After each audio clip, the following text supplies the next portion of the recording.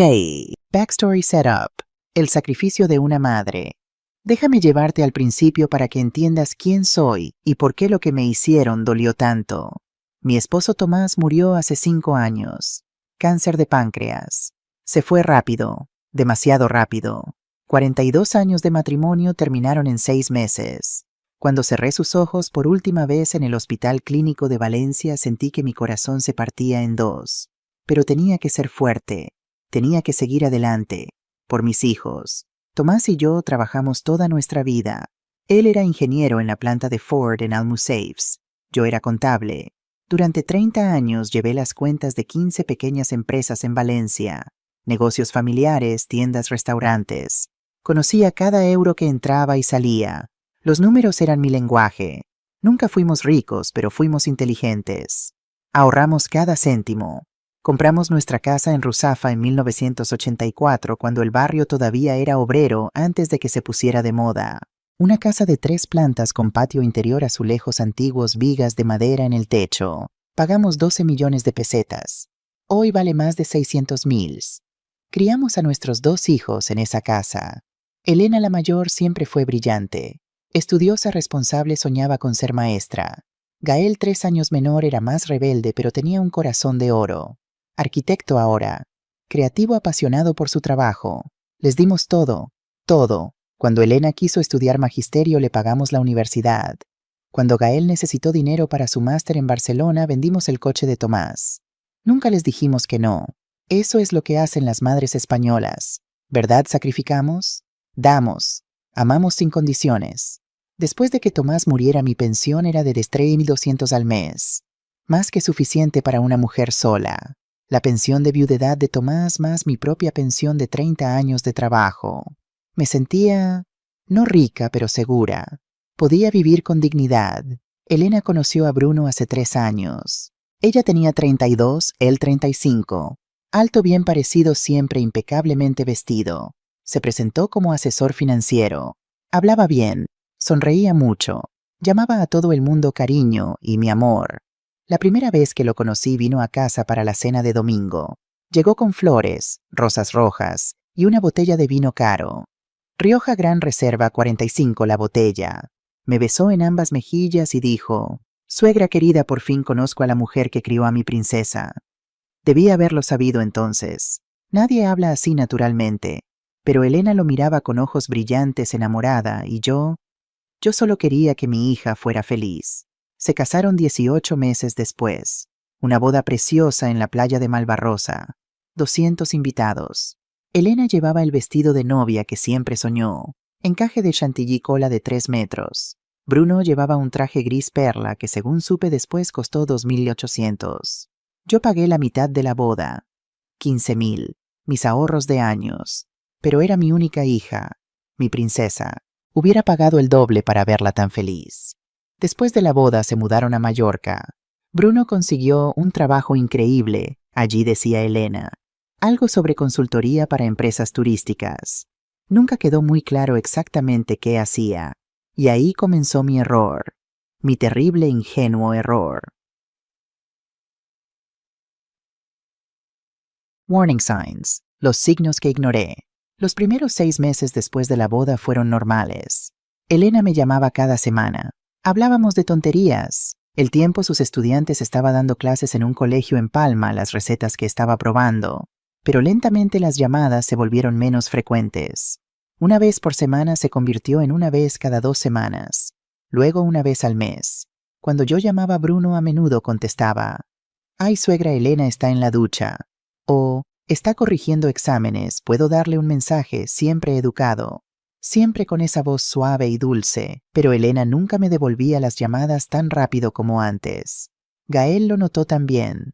Un día vino a casa, esto fue hace unos 14 meses, y me preguntó: «Mamá, ¿has hablado con Elena últimamente? La llamé 3 veces esta semana y no contestó». «Está ocupada», le dije. «Ya sabes cómo son los profesores. Mucho trabajo». Pero en el fondo algo me molestaba. Una pequeña voz susurrando que algo no estaba bien. Entonces Bruno hizo su movimiento. «Vino a Valencia por negocios», dijo. Era marzo del año pasado. Hacía fresco todavía, la primavera recién comenzando. Me invitó a almorzar en un restaurante bonito cerca de la catedral. La Salita se llamaba. Comida moderna, camareros con delantales de cuero. Ordenó vino blanco, albariño, y me sonrió con esos dientes perfectamente blancos. Suegra, quiero hablar contigo sobre algo importante. Mi corazón se aceleró. ¿Está todo bien? Elena está bien. Sí, tranquila. Puso su mano sobre la mía. Es sobre ti. Elena y yo estamos preocupados. ¿Preocupados por qué? Se inclinó hacia adelante, su rostro lleno de falsa preocupación. Mamá, me llamó mamá por primera vez. Tiene 67 años. Vives sola en esa casa grande. ¿Qué pasa si te caes? ¿Qué pasa si te olvidas de pagar una factura? Yo no olvido pagar facturas, dije firmemente. Fui contable durante 30 años. Lo sé. Su voz era como miel. Pero las cosas cambian cuando envejecemos. Es normal. No es tu culpa. Por eso Elena y yo pensamos, quizás sería mejor si nosotros ayudáramos a manejar tu dinero, solo para que no tengas que preocuparte, para que puedas disfrutar tu jubilación. Algo frío se instaló en mi estómago. No necesito ayuda con mi dinero. Por supuesto que no, sonrió más amplio. Pero piénsalo como liberarte de la carga. Piensa en todas las facturas, electricidad, agua, impuestos, seguros. ¿No sería más fácil si alguien más se encargara? Debí haber dicho que no. Debí haberme levantado y salido de ese restaurante. Pero entonces dijo, Elena está tan preocupada por ti. Llora por las noches pensando que estás sola, que algo podría pasarte y nadie lo sabría. Esto la tranquilizaría tanto. Mi Elena, llorando por mí. ¿Qué madre puede resistir eso? ¿Qué tendría que hacer? Pregunté con voz pequeña. Bruno sacó una carpeta de su maletín. Papeles. Muchos papeles con texto legal pequeño. Solo necesito que firmes aquí, y aquí, y aquí. Es solo para que pueda acceder a tu cuenta bancaria y pagar tus facturas. Nada más. Tu dinero sigue siendo tu dinero. Solo estoy ayudando a gestionarlo. Mi mano temblaba cuando tomé el bolígrafo. ¿Has hablado de esto con Gael? Pregunté. La sonrisa de Bruno vaciló por un segundo. Solo un segundo. Gael está muy ocupado con su trabajo. No queríamos molestarlo. Esto es solo entre nosotros. Sí, una forma de cuidarte.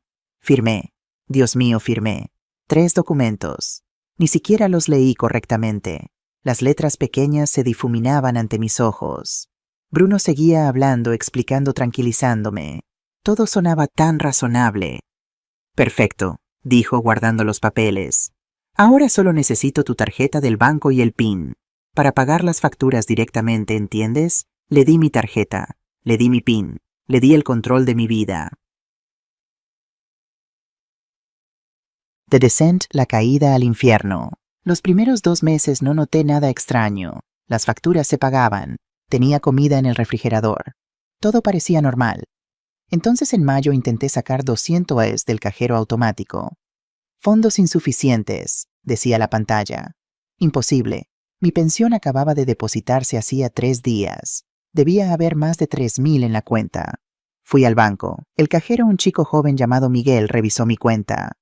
Señora Morales, su saldo actual es de 47. Eso no puede ser. Me mostró la pantalla. Transferencia tras transferencia. 2,800 a una cuenta que no reconocí. Todos los meses. Desde abril. ¿Quién autorizó estas transferencias? Mi voz subió de tono. Miguel miró incómodo. Usted, señora. O alguien con acceso autorizado a su cuenta. Bruno. Por supuesto. Llamé a Elena inmediatamente. Contestó después de 6 tonos.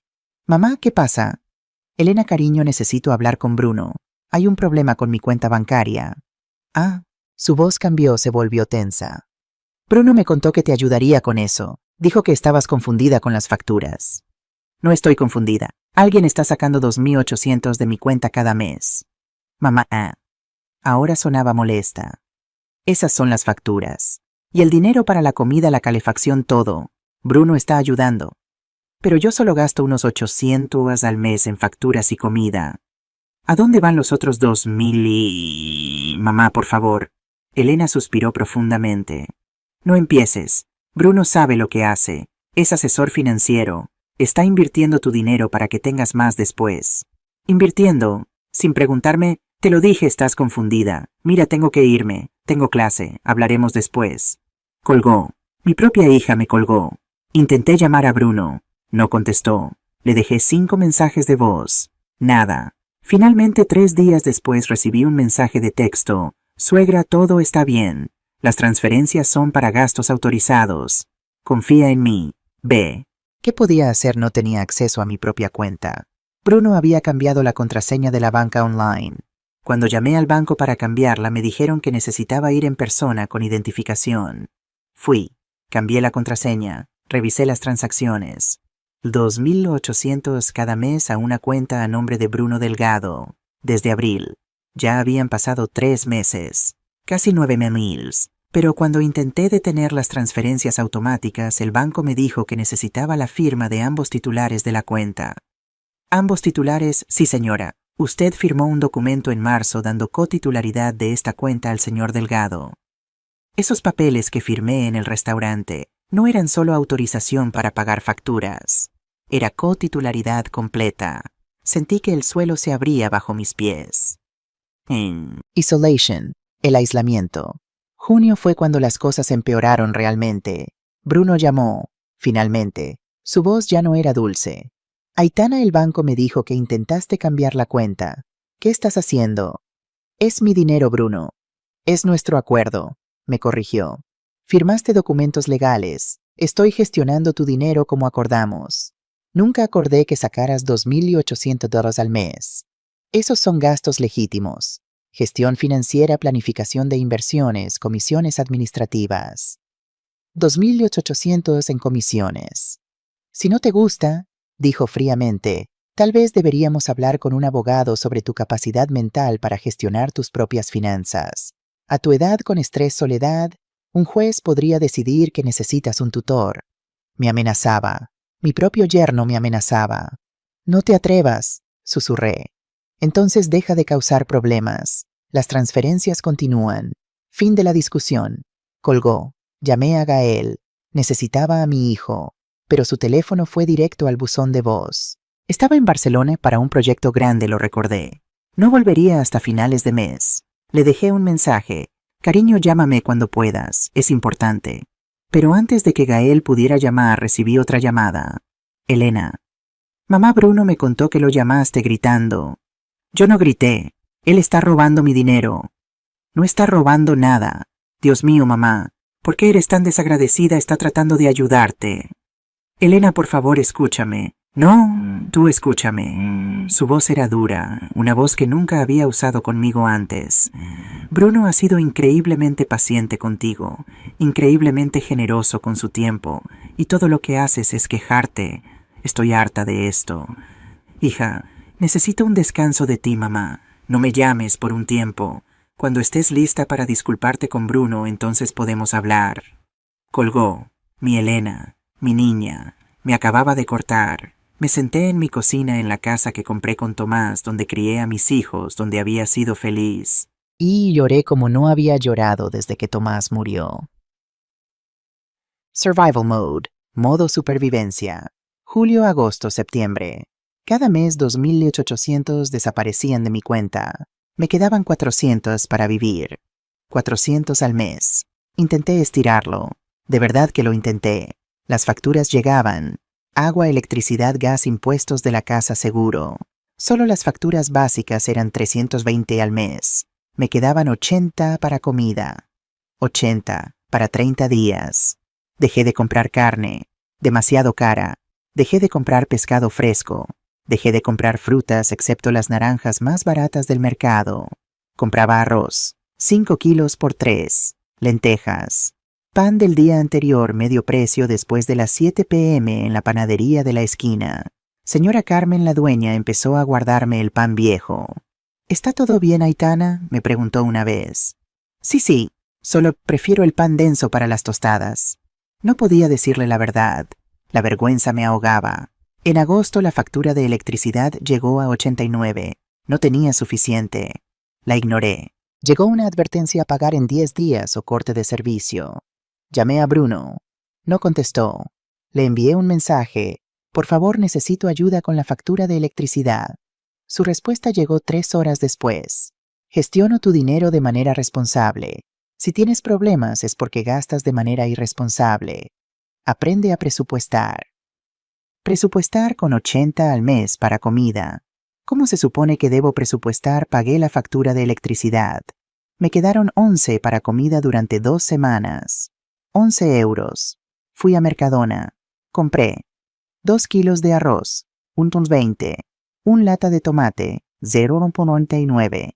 6 huevos, 1,50. Pan viejo, 0,80. Un chorizo barato, 2,40. Total 6,79. Me quedaban 4,21. Los guardé. Por si acaso. Comí arroz hervido con tomate durante 11 días. Mi ropa empezó a quedarme suelta. Me puse el cinturón un agujero más apretado. Luego 2. Luego 3. En septiembre, cuando llegó el frío, no encendí la calefacción. No podía permitírmelo. La factura de gas del mes anterior había sido iris porque no lo usé. Perfecto. Seguiría así. Dormía con 3 mantas. Usaba suéteres durante el día. 4 capas. Uno de lana que Tomás me regaló hace 20 años. Olía a naftalina, pero era caliente. Señora López, mi vecina, me vio un día en el patio. Aitana, ¿por qué llevas tantos suéteres? Hace frío, pero no tanto. Tengo frío en los huesos. Mentí. Cosas de la edad. Ella entrecerró los ojos, pero no dijo nada. En octubre mi peso había bajado a 52 kilos. Había pesado 62 kilos toda mi vida adulta. 10 kilos. Perdidos en 5 meses. Mi rostro se veía hundido. Mis mejillas eran huecos. Mis manos temblaban constantemente. Un día, buscando botellas de plástico en el contenedor de reciclaje, las podía devolver por 5 céntimos cada una. Señora López me vio. Se quedó paralizada. Yo me paralicé. Aitana, susurró, ¿qué estás haciendo? Solo limpiando, reciclando. Pero ambas sabíamos la verdad. Corrió hacia su apartamento. Estaba llorando. Yo también lloré, pero no podía parar. Necesitaba esas botellas. 5 botellas y 0,25. 25 botellas y 25. Suficiente para comprar pan. Esta era mi vida ahora, buscando botellas en la basura para poder comer. Y en algún lugar en Mallorca, Bruno probablemente estaba bebiendo vino caro y riendo. Discovery, el día que Gael vino. Era un martes de noviembre. Frío. Llovía esa lluvia fina de Valencia que te empapa hasta los huesos. Yo estaba en el sofá envuelta en mis 4 suéteres y 2 mantas. No había comido en un día y medio. Me quedaban 3 cucharadas de arroz, pero las estaba guardando para mañana. El timbre sonó a las 2:15 p.m. Casi no contesté. Levantarme significaba dejar el único lugar cálido de la casa. Pero el timbre sonó de nuevo. 2 veces. Rápido. Conocía ese patrón. Gael. Siempre tocaba 2 veces. Me arrastré hasta la puerta, las mantas todavía alrededor de mis hombros. Abrí. Mi hijo estaba ahí con bolsas de supermercado en ambas manos. Su expresión pasó de sorpresa a algo más oscuro cuando me vio. Supe lo que estaba viendo. Los suéteres colgando en mi cuerpo delgado. Los pantalones vaqueros arrugados en la cintura incluso con el cinturón. Las mejillas hundidas. Las manos temblorosas. Mamá. Su voz salió plana. No era una pregunta. Solo mi nombre pesado con todas las cosas que aún no había dicho. Me hice a un lado para dejarlo entrar. Él pasó entrando en la sala de estar. Miró el termostato. 2 al dewis. Las bolsas cayeron de sus manos. ¿Por qué hace tanto frío aquí?, preguntó. Está a 40 grados afuera. Podrías tener neumonía. Abrí la boca para darle la excusa que había estado practicando. La de preferir temperaturas más frescas. La de ahorrar dinero para otras cosas. Pero las palabras murieron en mi garganta cuando él caminó hacia la cocina. Escuché la puerta del refrigerador abrirse. Escuché su respiración aguda. Regresó sosteniendo una botella de leche caducada y 3 paquetes de ketchup. Mamá, ¿dónde está tu comida? Tengo galletas en la despensa, dije en voz baja. Y hay un poco de arroz. Gael sacó su teléfono. Supe a quién estaba llamando antes de que terminara el primer timbre. Elena contestó en el segundo. Gael, ¿qué pasa? ¿Qué pasa? La voz de mi hijo se alzó afilada como un cuchillo. ¿Qué pasa? Es que mamá está sentada en una casa helada usando 4 suéteres sin nada en su refrigerador, excepto condimentos. Eso es lo que pasa, Elena. Escuché el suspiro de mi hija a través del altavoz. Mira, Bruno se encarga de las finanzas de mamá ahora. Es más fácil así. ¿Sabes cómo mamá se confunde con las facturas? Confundida, Gael me cortó. Mamá trabajó como contable durante 30 años. Inténtalo de nuevo. El clic de tacones en suelo de madera anunció la llegada de Bruno antes de que yo lo viera. Mi yerno apareció en el umbral de la cocina y estaba sonriendo. Esa fue la parte que hizo que mi estómago cayera. Realmente estaba sonriendo mientras me miraba luego a Gael, luego de vuelta a mí. ¿Hay algún problema?, preguntó Bruno, su voz dulce como la miel. Sí hay un problema, dijo Gael. ¿Por qué mi madre se está muriendo de hambre? Bruno se recostó contra el marco de la puerta como si tuviera todo el tiempo del mundo. Bueno, alguien tiene que gestionar ese dinero de manera responsable. Tu madre solo lo desperdiciaría si le dejáramos acceso. Además, sus ojos me atravesaron. Considero que es un pago justo por permitirle seguir viviendo en esta casa. ¿Sabes cuánto cuesta el cuidado de ancianos en estos días? Las palabras colgaron en el aire como veneno. Permitirle, en su propia casa, la casa que Tomás y yo compramos hace 40 años, la casa donde crié a mis 2 hijos. El rostro de Gael se volvió completamente vacío. Había visto esa expresión exactamente una vez antes, cuando tenía 12 años, y Billy Henderson empujó a su hermana del tobogán del parque. Se acercó a Billy con esa misma cara en blanco y le rompió la nariz. «Mamá», dijo Gael, sus ojos nunca dejando la cara de Bruno. «Coge tu abrigo, ahora». «Espera un momento», dijo Bruno alejándose del marco de la puerta. «Ella no va a ninguna parte. Tenemos un acuerdo». «¿Un acuerdo?», Gael repitió suavemente. «Así llaman ahora al abuso de ancianos». La sonrisa de Bruno finalmente vaciló. Solo por un segundo, pero lo vi. Gael también. Me moví hacia el armario de los abrigos, mis manos temblando mientras alcanzaba mi chaqueta. Bruno se interpuso en mi camino, y ahí fue cuando Elena apareció detrás de él. Mi hija, mi niña.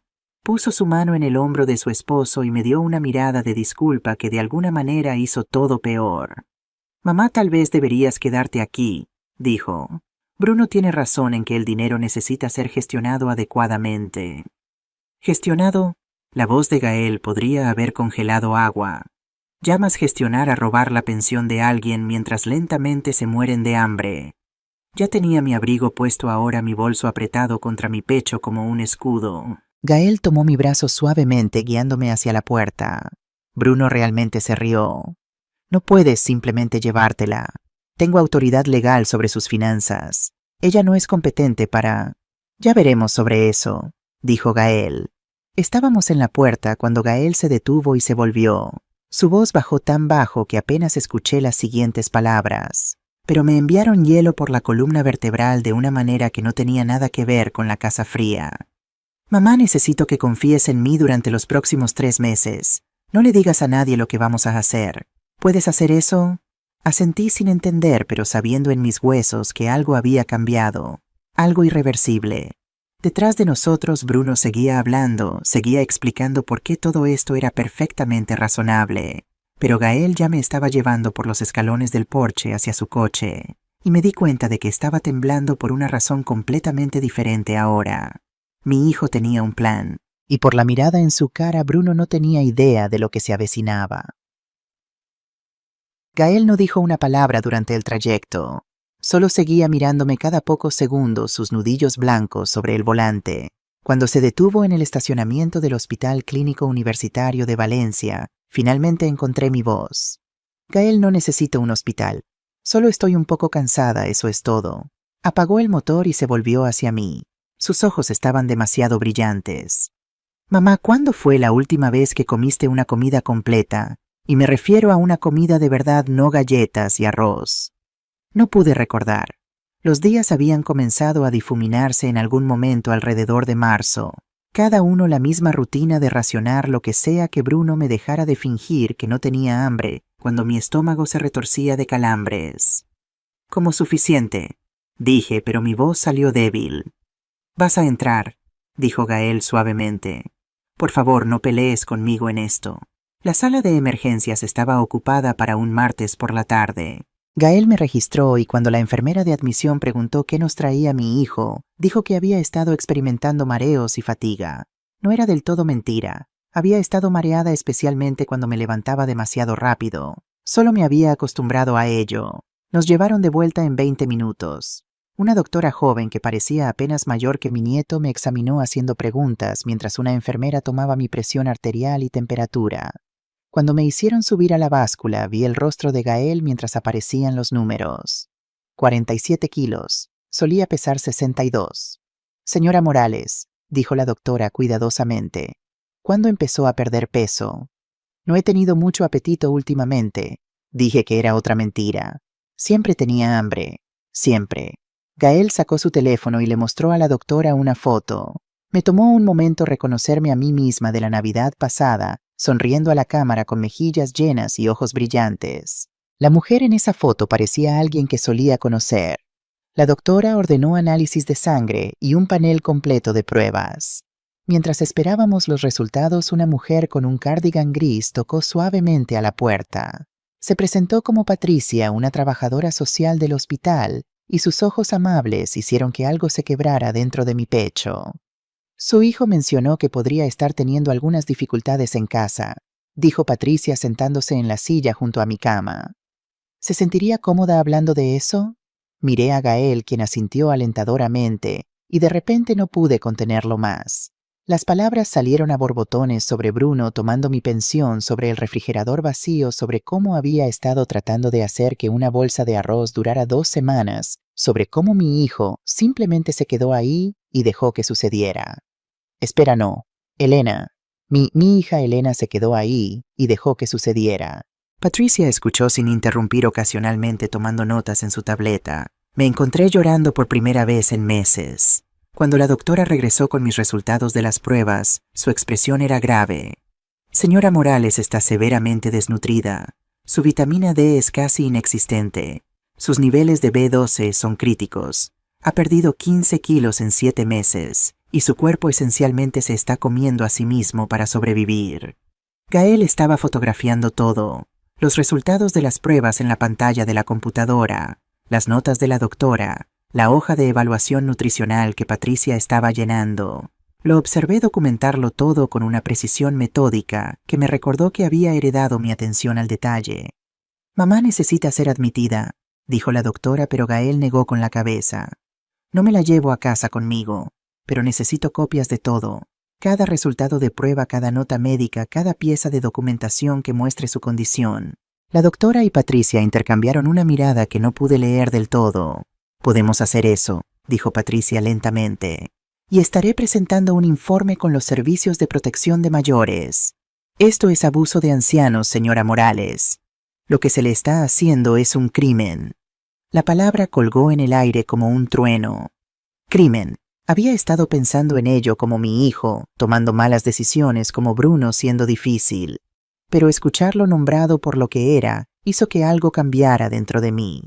2 horas después, salimos del hospital con una carpeta llena de registros médicos y recetas para suplementos que no hubiera podido pagar antes. Gael condujo a través de la ciudad hasta un banco que nunca había visitado, una pequeña sucursal cerca de la universidad. Dentro nos guió a un escritorio donde un banquero llamado Roberto me ayudó a abrir una nueva cuenta corriente solo a mi nombre, con solo mi firma requerida. Vamos a redirigir una parte de tu pensión aquí, explicó Gael mientras yo firmaba los papeles. No todo todavía, solo lo suficiente para que Bruno no lo note de inmediato.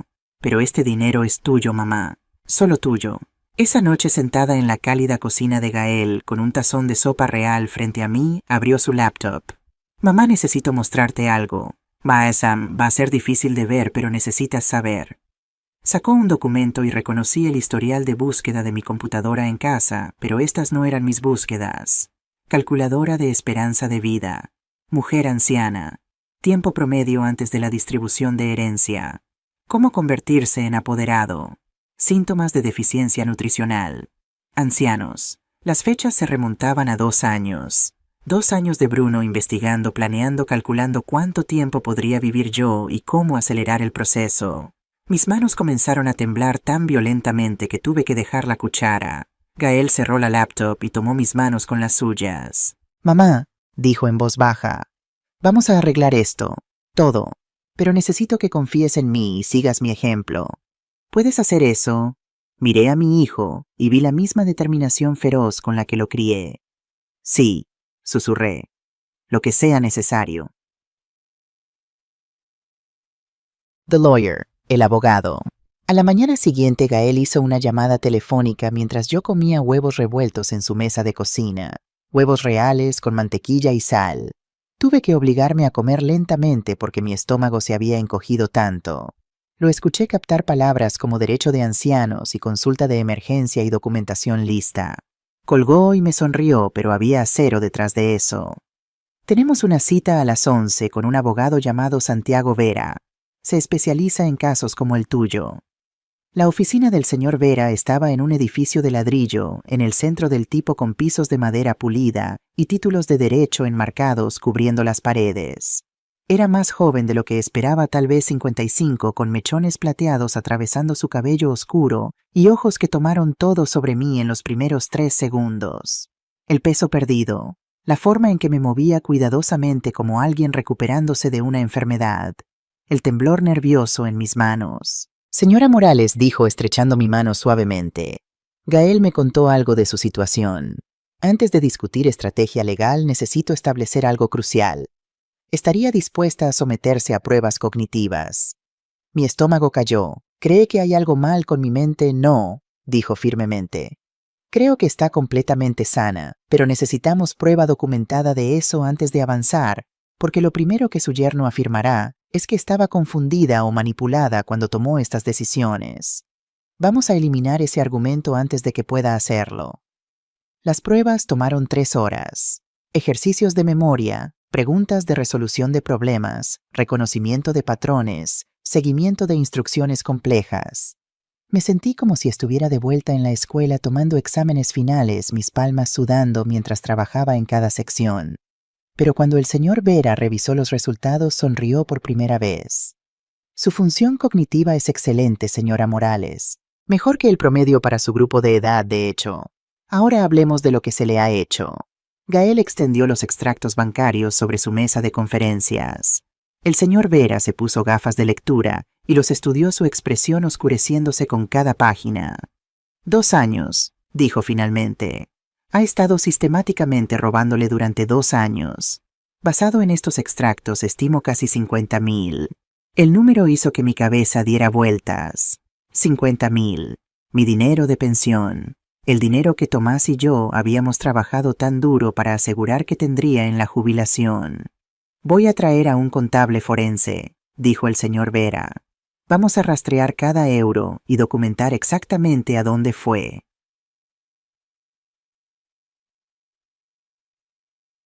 The Forensic Accountant, la contable forense.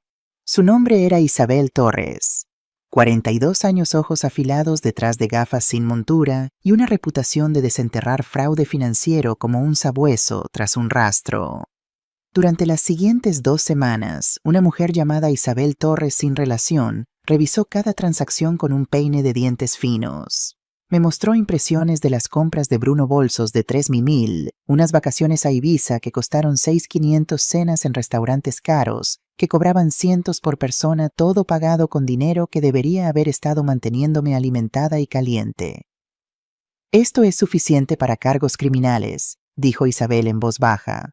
Esto es fraude, abuso de ancianos, explotación financiera. El señor Vera trabajó rápidamente después de eso.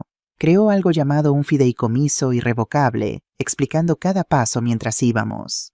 Mi casa, la que Tomás y yo compramos en 1985. Mis cuentas de inversión cuidadosamente crecidas durante 40 años de ahorro. Mi póliza de seguro de vida. Todo fue a esta estructura protegida con Gael nombrado como único fideicomisario. Una vez que esto esté hecho, Bruno no tiene acceso, explicó. Sin reclamo, sin poder. Todo está bloqueado de él permanentemente. Firmé mi nombre en página tras página, mi mano temblando tan mal que Gael tuvo que estabilizar mi muñeca. Cada firma se sentía como reclamar un pedazo de mí misma que Bruno había tratado de tomar. El testamento fue más difícil. El señor Vera lo había redactado exactamente como Gael, y yo lo discutimos, pero ver el nombre de Elena con uno junto a él hizo que mi garganta se apretara. Mi mi bebé que solía trepar a mi regazo cuando tenía pesadillas. ¿Estás segura de esto?, preguntó el señor Vera gentilmente. Pensé en Elena de pie detrás de Bruno asintiendo mientras él explicaba por qué matarme de hambre era razonable. Pensé en ella colgándome cuando le rogué por ayuda. Pensé en ella viendo mi refrigerador vacío y no haciendo nada, no diciendo nada. Estoy segura, susurré y firmé mi nombre. Pero Gael no había terminado de reunir evidencia. Me llevó por la ciudad y observé asombrada mientras recolectaba declaraciones de personas que apenas me di cuenta que habían estado prestando atención. Carlos, mi cartero, quien me había visto buscando en los contenedores de reciclaje, buscando botellas para devolver por el depósito de 5 céntimos. Dio una declaración escrita con fechas y horas. La farmacéutica del barrio había notado cuando dejé de surtir mi medicamento para la presión arterial porque no podía pagarlo. Había guardado registros y estaba enojada cuando entendió por qué. Incluso la señora López de al lado, quien siempre pensé que no le agradaba mucho, había notado. Me había visto adelgazando, vio mis luces apagadas por la noche para ahorrar electricidad, vio el auto nuevo de Bruno en mi entrada, la misma semana que comencé a lucir frágil. Todos vieron, dijo Gael mientras conducíamos a casa. Todos sabían que algo estaba mal. Todos están dispuestos a testificar. Esa noche el señor Vera llamó con una actualización. Todo está en su lugar, señora Morales. Sus activos están protegidos. Su testamento está actualizado y archivado. Tenemos documentación abrumadora de abuso. Ahora esperamos el momento adecuado para mostrar nuestra mano. Miré a Gael a través de su sala de estar donde había estado durmiendo en su sofá durante 3 semanas ahora, ganando peso lentamente, volviéndome más fuerte. ¿Cuándo será eso?, pregunté. Sonrió con esa sonrisa de acero otra vez. Muy pronto, mamá. Muy pronto. The Discovery, el descubrimiento del seguro. Pronto resultó ser el sábado siguiente cuando Gael cargó la última de mis pertenencias en su auto.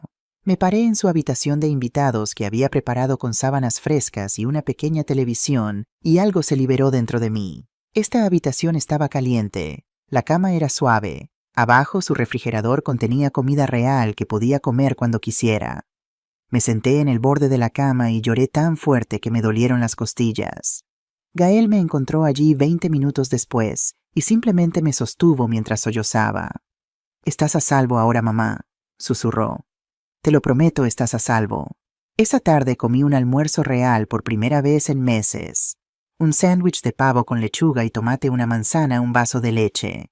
Mi estómago se retorció por la riqueza de todo, pero no me importó. Gael se sentó frente a mí en su mesa de cocina y lo vi escribir algo en su teléfono con lentitud deliberada. «¿Qué estás haciendo?», pregunté. «Diciéndole a Elena que ahora vives conmigo». Me mostró el mensaje antes de enviarlo. «Mamá se queda conmigo de ahora en adelante. Tú y Bruno ya no son necesarios como cuidadores. Gracias por tu ayuda pasada». El agradecimiento fue como una bofetada. Educado. Final. Su teléfono comenzó a sonar en 5 minutos. Rechazó la llamada. Sonó de nuevo. Rechazado de nuevo. Luego los mensajes de texto comenzaron a llegar a raudales. Todos de Bruno. «¿Dónde está ella? No puedes simplemente llevártela. Necesitamos hablar de esto. Llámame ahora». Gael apagó su teléfono y me miró. «Aparecerán aquí eventualmente, probablemente en los próximos días. Cuando lo hagan necesito que me dejes manejarlo. ¿Puedes hacer eso?». Asentí, pero mis manos temblaban de nuevo. Vinieron el lunes por la tarde. Yo estaba leyendo en la sala cuando sonó el timbre, seguido inmediatamente de golpes agresivos. Gael había instalado un timbre con video el día anterior y revisó la pantalla de su teléfono antes de abrir la puerta lo suficiente para bloquear la entrada. «Necesitamos ver a mamá», dijo Elena, pero Bruno empujó hacia adelante. «¿Dónde está? ¿Dónde está el dinero de la pensión?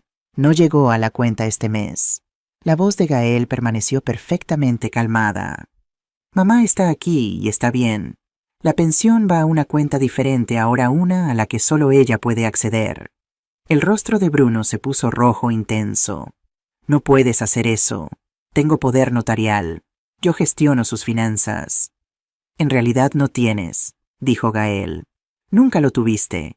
Simplemente tomaste su tarjeta de débito y la convenciste a ella y a Elena de que tenías autoridad que nunca poseíste legalmente. Podía verlos desde donde estaba sentada, y Bruno parecía que podría explotar. Estaba temblando, sus manos apretadas en puños. He estado cuidándola. Merezco compensación por mi tiempo. ¿Sabes cuánto cuesta el cuidado profesional de ancianos? Oh. ¿Cuidado? Gael repitió suavemente. ¿Así llamas dejarla morir de hambre en una casa helada? Elena finalmente habló. Gael está siendo dramático. Mamá estaba bien.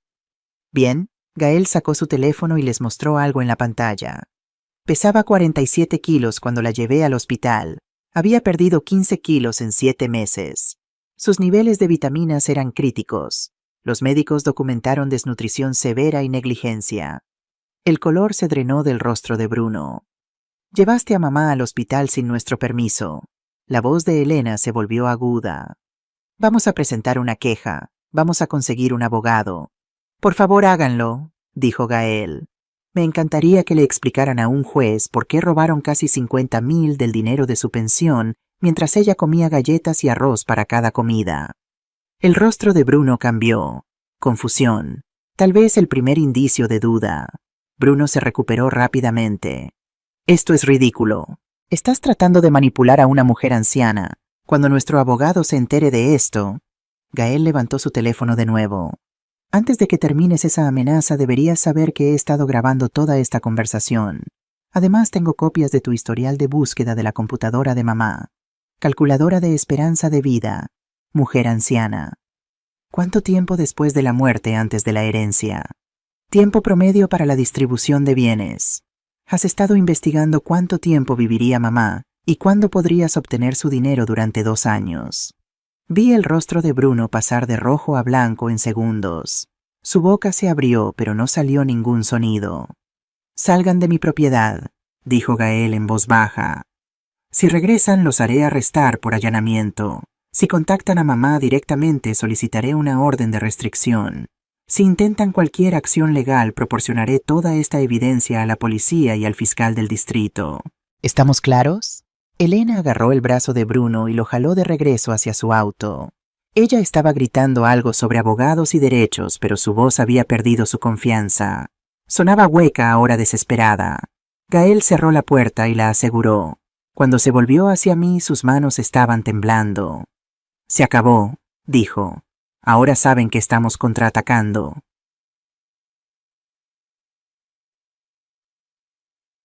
The Unraveling. El desenmascaramiento. Contraatacar resultó significar observar el mundo de Bruno colapsar pieza por pieza, y nunca esperé cómo eso me haría sentir. El señor Vera había preparado 3 cartas certificadas, cada una un golpe legal cuidadosamente construido, y todas llegaron a la casa de Elena y Bruno el mismo martes por la mañana.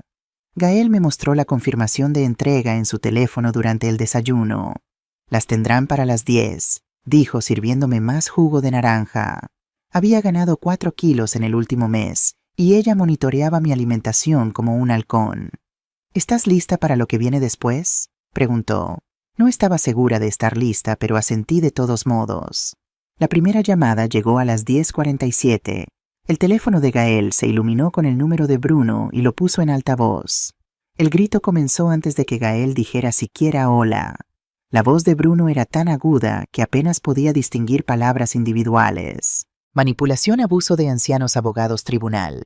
Gael esperó hasta que Bruno hizo una pausa para respirar. ¿Terminaste? No puedes hacer esto, escupió Bruno. Manipulaste a una anciana confundida para que firmara sus activos. Cualquier juez verá a través de esto. Mamá tomó una evaluación cognitiva exhaustiva, dijo Gael con calma. Administrada por un neuropsicólogo, obtuvo un puntaje por encima del promedio para su grupo de edad. No hay confusión, Bruno. Solo una mujer anciana que finalmente se alejó de la persona que le estaba robando. Nunca robé nada. O sin 50,500, respondió Gael. Documentado por un contador forense. Tenemos cada transacción, cada compra, cada vacación que tomaste con su dinero de pensión mientras ella comía arroz y galletas. También tenemos registros médicos que muestran desnutrición severa y negligencia. Y luego está tu historial de búsqueda sobre expectativa de vida y líneas de tiempo de herencia. El silencio en el otro extremo duró varios segundos. Cuando Bruno habló de nuevo, su voz había cambiado, menos calculadora. Quiero hablar con ella, con tu madre, sola. Eso no va a pasar. Entonces mi abogado estará en contacto. Gael colgó sin responder.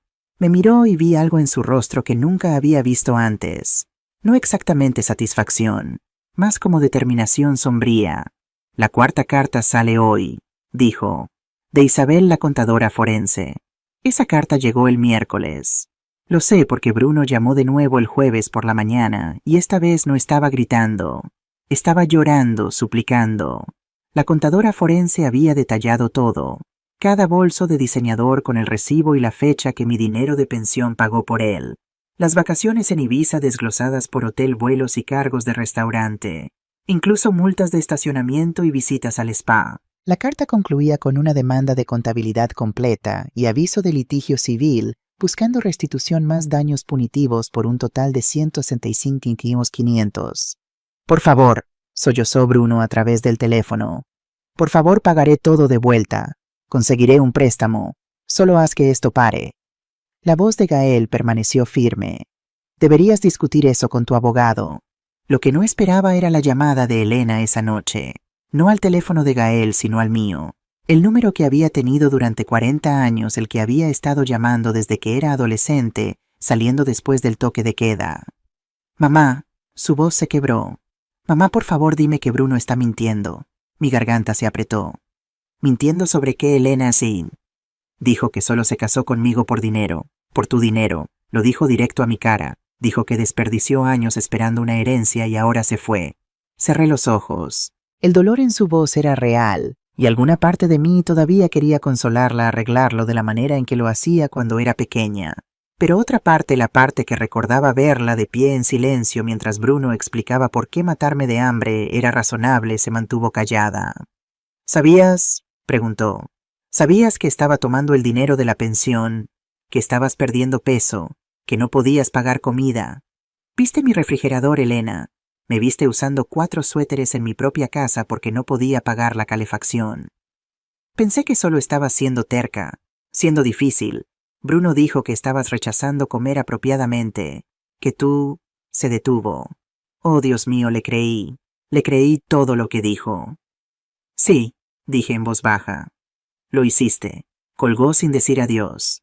Gael me dijo 3 días después que ella había presentado el divorcio. Lo escuchó del señor Vera, quien lo escuchó del sistema de archivo del tribunal. Pero lo que el señor Vera encontró durante su verificación rutinaria de registros públicos hizo que mi sangre se helara. Bruno sacó una póliza de seguro de vida en usted, dijo extendiendo papeles sobre la mesa del comedor de Gael. 200.000, hace 14 meses. Usted está listada como la asegurada. Él está listado como el beneficiario. Miré fijamente la póliza, mi firma falsificada en la parte inferior. Nunca firmé esto. Lo sé, dijo el señor Vera sombrío. Eso es fraude de seguros, además de todo lo demás. Combinado con su historial de búsqueda sobre expectativa de vida y la negligencia documentada, establece intención clara. ¿Intención de qué? Pregunté, aunque parte de mí ya sabía la respuesta. Gael tomó mi mano. Mamá estaba esperando que murieras.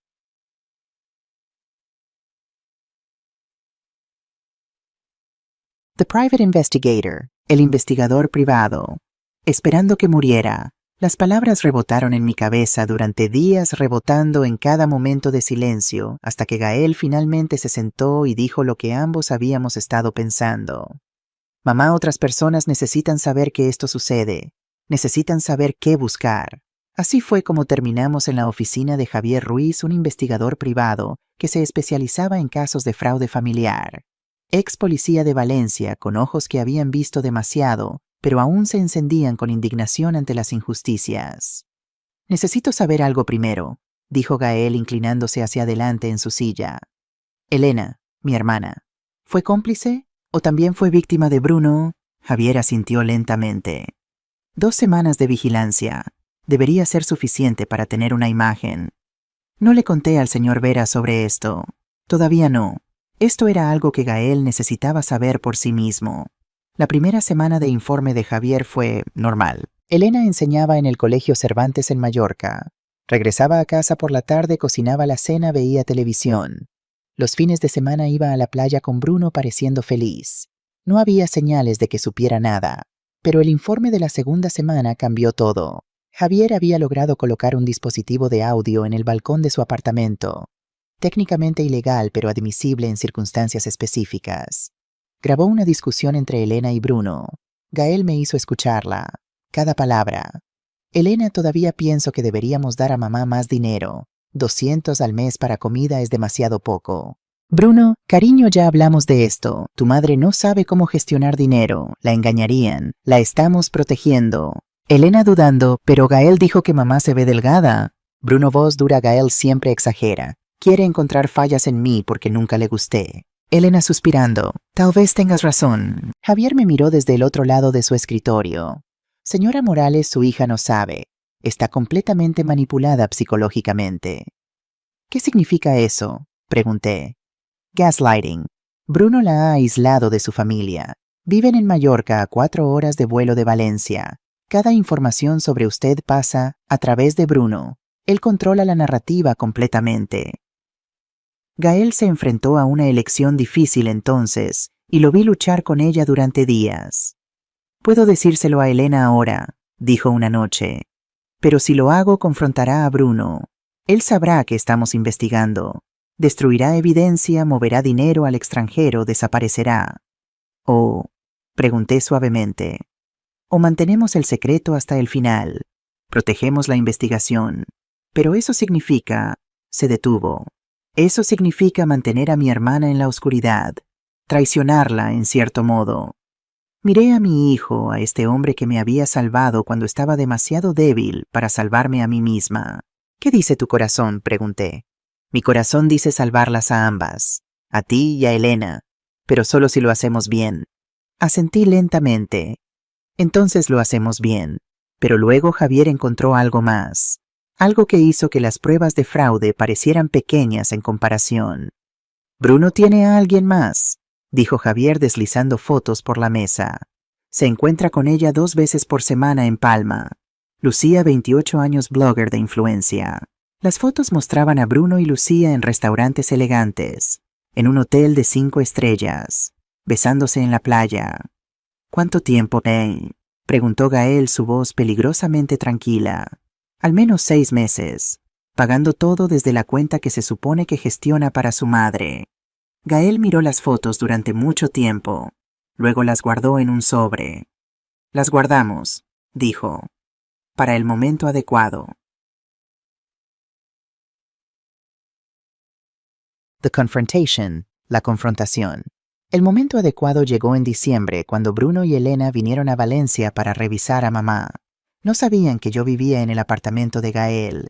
Pensaron que podrían presentarse en mi casa vacía y continuar con su farsa. En cambio, fueron directamente al apartamento de Gael en Ciutat Bella. Yo estaba en mi habitación cuando sonó el timbre. Gael revisó la cámara del timbre y asintió hacia mí. Hora del espectáculo. Abrió la puerta para encontrar a Bruno con el rostro enrojecido de ira. ¿Dónde está mamá? La pensión de este mes solo tenía 240. Faltan 960. Mamá transfirió una parte a una cuenta privada, dijo Gael con calma. El rostro de Bruno se puso púrpura. No tiene derecho a... No tengo derecho. Di un paso a la vista, mi voz más fuerte de lo que había sido en meses. ¿A mi propio dinero? Bruno se volvió hacia mí y vi el cálculo en sus ojos, tratando de decidir cómo manejar esto. Mamá, dijo su voz volviendo a esa dulzura falsa. Solo estoy tratando de protegerte, de proteger tu futuro. ¿Protegerme? Mis manos temblaban, pero no de miedo esta vez, de rabia. Protegiéndome mientras perdía 15 kilos, mientras comía arroz rancio y chorizo caducado, mientras buscaba botellas en la basura para tener dinero para pan. Elena ahogó un grito. ¿Qué, mamá, no? Bruno dijo que estabas bien. Bruno mintió, dijo Gael con voz plana. Sacó su teléfono y le mostró algo a Elena. Aquí está mamá en Navidad del año pasado, 62 kilos. Aquí está en noviembre cuando la encontré, 47 kilos. Vi el color drenar del rostro de Elena mientras miraba las fotos. Pero Bruno dijo muchas cosas. Gael sacó un sobre. ¿Quieres saber a dónde fueron los 50.500 que robó del dinero de pensión de mamá? Comenzó a enumerar. Cada compra, cada vacación, el Rolex, los bolsos de diseñador, las cenas que costaban más de lo que yo podía gastar en comida en un mes. Elena se volvió hacia Bruno, su rostro una máscara de shock. Dijiste que estabas invirtiendo su dinero. Dijo muchas cosas, repitió Gael. Sacó otro sobre. Aquí está su historial de búsqueda. Calculadora de esperanza de vida, mujer 68 años. Tiempo antes de distribución de herencia. Síntomas de deficiencia vitamínica, ancianos. Lo ha estado planeando durante 2 años, Elena, desde antes de que se casaran. Eso es... Bruno trató de protestar, pero su voz se quebró. Y luego está esto. Gael puso un último documento sobre la mesa. Una póliza de seguro de vida. 200,000. Mamá como asegurada. Bruno como beneficiario. Con su firma falsificada. Elena miró el documento. Luego a Bruno. Luego de vuelta al documento. ¿Estabas esperando a que muriera? Bruno abrió la boca. La cerró. Por primera vez desde que lo conocí, no tuvo palabras. Hay más, dijo Gael suavemente. Sacó las fotos de Lucía. 6 meses. Hoteles de 5 estrellas. Todo pagado con el dinero de mamá. Elena tomó las fotos con manos temblorosas. Las miró una por una, lágrimas corriendo por sus mejillas. Cuando habló su voz era apenas un susurro. Me dijiste que eran viajes de negocios. Bruno extendió la mano hacia ella. Cariño, puedo explicar. No me toques. Elena se alejó. Se volvió hacia mí, su rostro destrozado. Mamá, yo no sabía. Lo juro, no sabía. Miré a mi hija, a esta mujer que me había colgado cuando pedía ayuda, que se puso del lado de su esposo cuando me estaba muriendo de hambre. Pero también vi a la niña que solía ser, la que me leía historias, la que dormía con su cabeza en mi regazo. Lo sé, dije suavemente. Ahora lo sé. Elena se volvió hacia Bruno una última vez. Necesito que salgas de mi vida. Ahora. Elena espera. Ahora. Observamos a Bruno tambalearse hacia la puerta. En el umbral se volvió. Intentó un último movimiento. Esto no ha terminado. Tengo derechos. Tienes una citación judicial esperándote, dijo Gael. Y el fiscal del distrito tiene toda nuestra evidencia. Fraude, abuso de ancianos, falsificación, todo. La puerta se cerró tras Bruno. Elena se desplomó en el sofá de Gael sollozando. Yo me senté junto a ella, y después de un momento ella apoyó su cabeza en mi hombro como solía hacer cuando era pequeña. Lo siento, lloró. Lo siento mucho, mamá. Lo sé, susurré acariciando su cabello. Lo sé, cariño. The Trial Preparation, la preparación del juicio. Enero llegó con lluvia fría y preparativos legales. El señor Vera había presentado demandas tanto civiles como criminales, y el fiscal del distrito estaba construyendo un caso que podría enviar a Bruno a prisión por años. Elena se mudó de vuelta a Valencia, quedándose temporalmente conmigo y Gael. La veía ir a terapia 3 veces por semana, trabajando a través del abuso psicológico que no se había dado cuenta de que estaba experimentando. Me aisló, me dijo una noche. Movió a Mallorca para alejarme de ti y de Gael. Controló cada conversación, cada información. Ni siquiera me di cuenta de qué estaba sucediendo. El señor Vera nos preparó para el juicio como un entrenador preparando a su equipo. Reuniones semanales, revisando testimonios, anticipando lo que el abogado de Bruno podría argumentar. Atacarán tu competencia mental, me dijo. Dirán que Gael te manipuló. Tenemos que estar listos para cada ángulo. Practicamos. Y practicamos. Y practicamos. Mientras tanto, Isabel la contadora terminó su informe forense. 247 páginas detallando cada euro robado, cada mentira, cada documento falsificado. Es hermético, dijo el señor Vera con satisfacción. Ningún juez dejará pasar esto. Pero lo que nadie esperaba era que Bruno cometiera un error más. En febrero trató de acceder a mi casa en Ruzafa, la casa que ahora estaba en el fideicomiso protegida permanentemente. Rompió una ventana trasera. Estaba buscando documentos, supusimos. Evidencia que pudiera destruir. Los vecinos llamaron a la policía. Lo arrestaron por allanamiento. Ahora tenía no solo demandas civiles, sino cargos criminales activos. Su abogado Alberto Méndez trató de negociar un acuerdo. El señor Vera se negó. Vamos a juicio, dijo. Cada cargo, Completa rendición de cuentas. The civil trial begins. El juicio civil comienza. El juicio comenzó en la tercera semana de marzo en el juzgado de primera instancia de Valencia. El edificio era uno de esos antiguos palacios de justicia con techos altos, mármol frío bajo los pies y el peso de 1000 veredictos colgando en el aire. Llegué temprano con Gael y Elena. Mi hija había insistido en venir aunque no era requerida como testigo. Necesito estar ahí. Había dicho la noche anterior, sus ojos rojos de llorar. Necesito ver lo que le hice, lo que le dejé que te hiciera. Yo llevaba un traje azul marino que Gael me había comprado, el primero que me quedaba bien en meses. Había ganado 11 kilos desde noviembre. No de vuelta a mis 62 kilos todavía, pero 58 kilos era un progreso.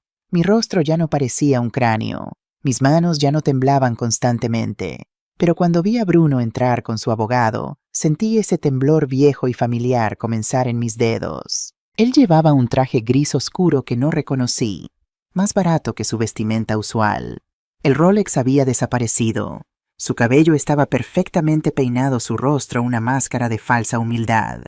Nuestros ojos se encontraron por un segundo. Él desvió la mirada primero. La jueza, honorable jueza, Carmen Martínez, entró con su toga negra ondeando. 58 años, cabello gris acero, gafas de lectura colgando de una cadena. Había investigado su historial, conocida por ser justa pero sin piedad con el fraude financiero. Caso número 2024-13847, anunció el secretario del tribunal. Aitana Morales versus Bruno Delgado.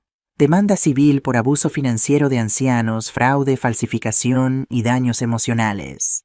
El abogado de Bruno, Alberto Méndez, era exactamente el tipo de hombre que imaginé. Traje caro de un 500, cabello engominado hacia atrás, sonrisa de tiburón. Cobró 400 por hora y tenía reputación de convertir el negro en blanco. Se levantó para sus declaraciones iniciales, su voz suave como aceite. Honorable jueza, este caso es un trágico malentendido. Mi cliente, el señor Delgado, actuó de buena fe cuando aceptó ayudar a gestionar las finanzas de su suegra. La señora Morales tiene 68 años. Comenzó a mostrar signos de deterioro cognitivo.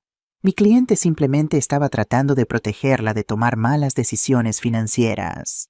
Me mordí el interior de mi mejilla tan fuerte que probé sangre. Es el hijo de la señora Morales, continuó Méndez gesticulando hacia Gael, quien ha manipulado a esta anciana vulnerable, quien la ha vuelto contra su propia familia, quien se ha apropiado de sus activos mientras ella estaba en un estado mental comprometido. Gael ni siquiera parpadeó, solo tomó notas. Entonces el señor Vera se levantó. Santiago se movía diferente que Méndez, sin flash, sin espectáculo, solo propósito tranquilo y mortal. Honorable jueza, los hechos de este caso son simples y devastadores. Durante 18 meses, Bruno Delgado robó sistemáticamente 50.500 de la pensión de una anciana de 68 años. No para su cuidado, no para sus necesidades, para su propio enriquecimiento personal. Bolsos de diseñador, relojes de lujo, vacaciones exóticas. Mientras la señora Morales perdía 15 kilos, comía comida podrida y buscaba en la basura botellas de plástico para poder comprar pan. Su voz se endureció. Pero el robo fue solo el comienzo.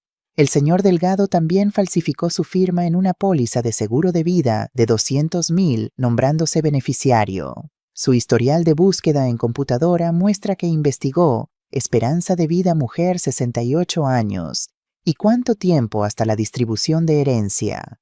No estaba protegiendo a la señora Morales. Estaba esperando, o peor ayudando, a que ella muriera.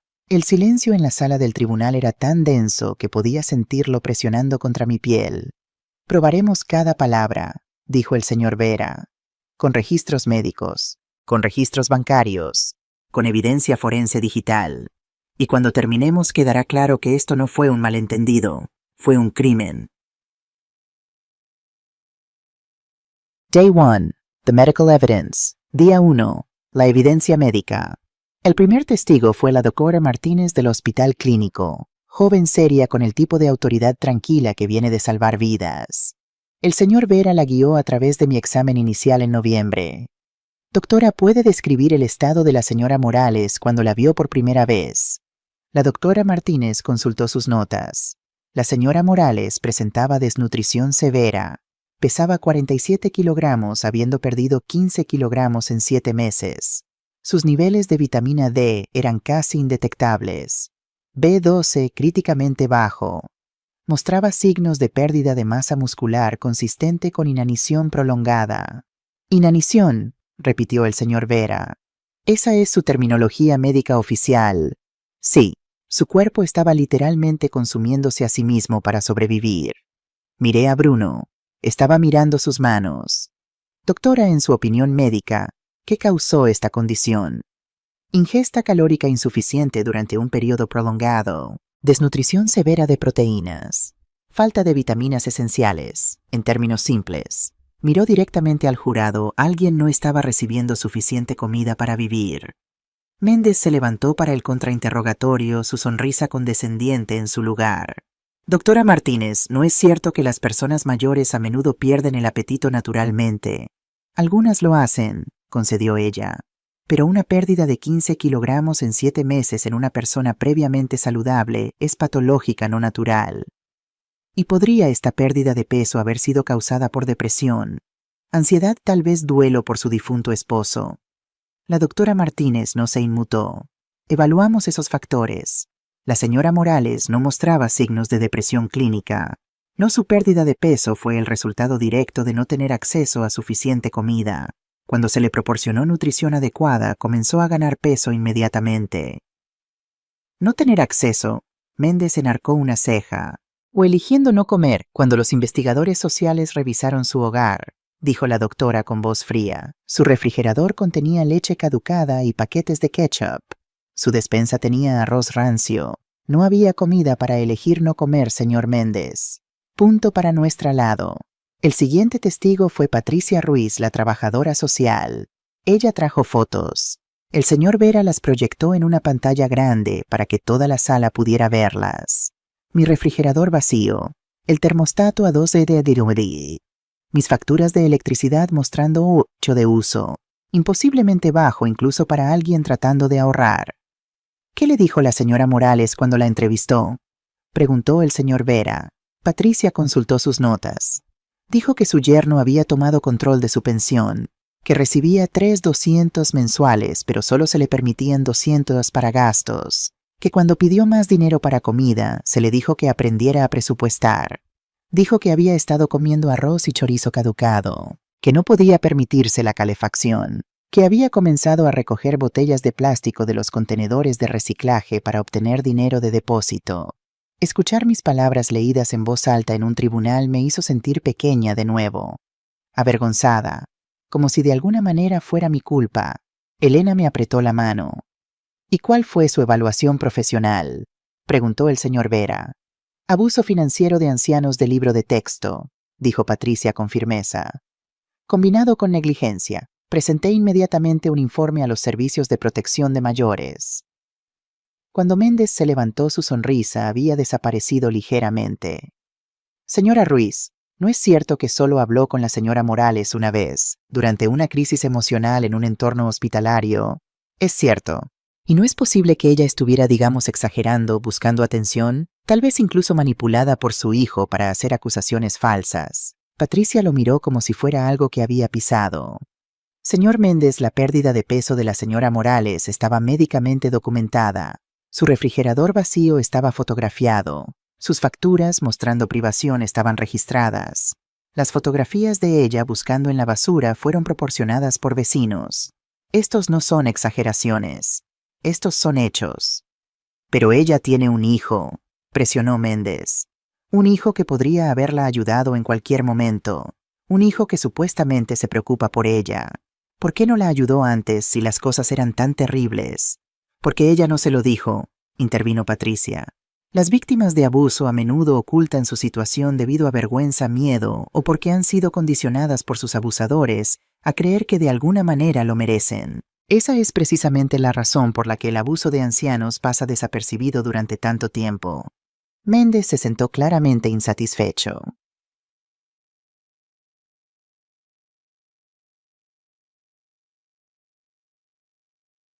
Day 2. The Financial Evidence. Día 2. La evidencia financiera. Isabel Torres, la contadora forense, tomó el estrado en el segundo día. Llegó con 3 cajas de documentos y una presentación de PowerPoint de 89 diapositivas. Era magnífica. El señor Vera la guió metódicamente a través de cada transacción, cada mes, cada euro. Señora Torres, ¿puede explicar cómo rastreó estos fondos? Por supuesto. Hizo clic en la primera diapositiva. La pensión de la señora Morales de 3.200 se depositaba automáticamente en su cuenta el primer día de cada mes. Comenzando en abril de 2023, los 2.800 eran transferidos inmediatamente a una cuenta solo a nombre del señor Delgado. Clic. Una nueva diapositiva mostrando las transferencias. De abril de 2023 a noviembre de 2024, 18 meses en total, el señor Delgado transfirió 50 a 400. ¿Y a dónde fue ese dinero? Clic. Apareció una tabla detallada. Categoría cantidad.